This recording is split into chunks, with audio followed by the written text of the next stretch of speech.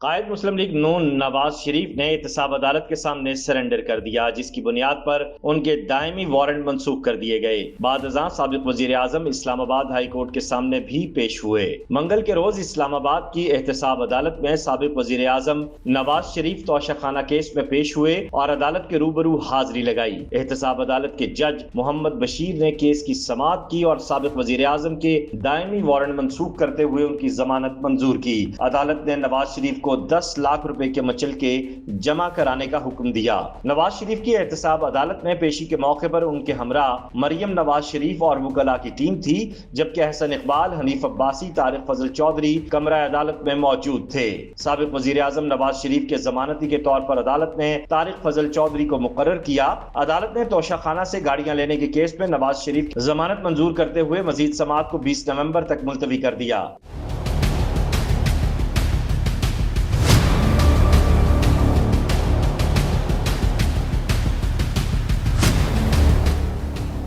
سابق وزیر اعظم نواز شریف توشہ خانہ کیس میں اسلام آباد کی احتساب عدالت میں پیشی کے بعد اسلام آباد ہائی کورٹ پہنچے، جہاں سرنڈر کرنے کے بعد چیف جسٹس عامر فاروق کی سربراہی میں 2 رکنی بینچ نے کیس کی سماعت کی۔ چیف جسٹس اسلام آباد ہائی کورٹ جسٹس عامر فاروق نے ریمارکس دیے کہ عدالت کو مطمئن کرنا ہوگا کہ آپ غیر حاضر کیوں رہے۔ ابھی ہم نے اس پر نوٹس جاری کر کے نیب کو سننا ہے۔ اپیلوں کی بحالی روٹین کا معاملہ نہیں۔ جسٹس میاں گل حسن اورنگزیب نے کہا کہ ہم قانون کے مطابق آگے بڑھیں گے۔ نواز شریف نے جسٹیفائی کرنا ہے کہ وہ اشتہاری کیوں ہوئے۔ اعظم نذیر تارڑ نے دلائل دیے کہ نواز شریف جان بوجھ کر غیر حاضر نہیں رہے، عدالت کی اجازت سے باہر گئے تھے۔ ہم عدالت میں میڈیکل رپورٹس پیش کرتے رہے ہیں۔ دوران سماعت پروسیکیوٹر جنرل نیب بھی عدالت کے سامنے پیش ہوئے اور موقف اختیار کیا کہ اگر نواز شریف کی حفاظتی ضمانت میں توسیع کی جاتی ہے تو ہمیں اس پر کوئی اعتراض نہیں۔ اس پر جسٹس میاں گل حسن اورنگزیب نے پروسیکیوٹر جنرل نیب سے مکالمہ کرتے ہوئے کہا، کیا اب نیب یہ کہے گی کہ کرپٹ پریکٹسز کا الزام برقرار ہے اور ان کو چھوڑ دیں؟ انہوں نے کہا، کیا یہ وہی نیب ہے؟ ان ریمارکس پر عدالت میں قہقہے لگ گئے۔